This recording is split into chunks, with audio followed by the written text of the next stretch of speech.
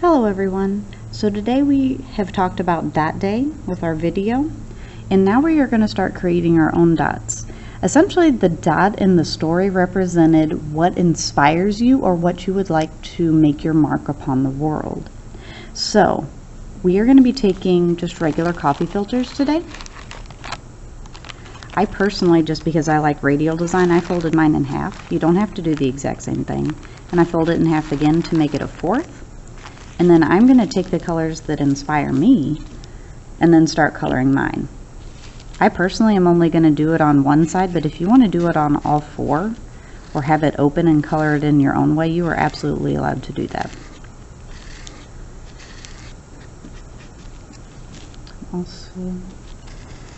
So I'm just filling out all of my space.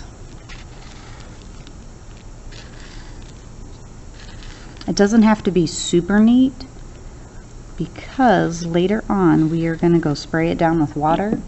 And the really neat thing about these coffee filters is that they just kind of bleed. So if you've ever seen it before, what ends up happening is that the colors start like mushing together, start changing. Take my green, finish out the last little bit.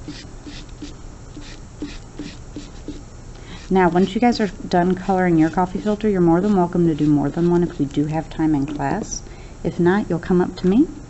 I'll get you guys one of these water bottles, and then we'll start spraying. It's easier if you guys end up doing it just right after you've just finished it, so it's not been laying out on your table for a while. Spray the other side, and then I tap it. You'll do this up here with me just because I want my table to get dirty versus your guys' table. I don't want you to have to do a ton of work. So you can see the color is starting to show through now, and I'm just tapping it to get it to bleed a little bit more.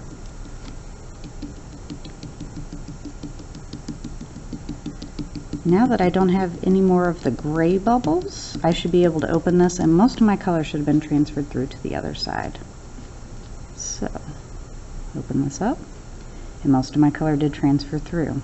If it didn't, all you would do is you just go back to the drawing board, add a little bit more water, and keep tapping. So now that I have this, I'll lay it out and then I'll allow it to dry. And then on Monday, we will start attaching them to some string so we can string them up around the room and make some really pretty sculptures. Thank you guys for watching.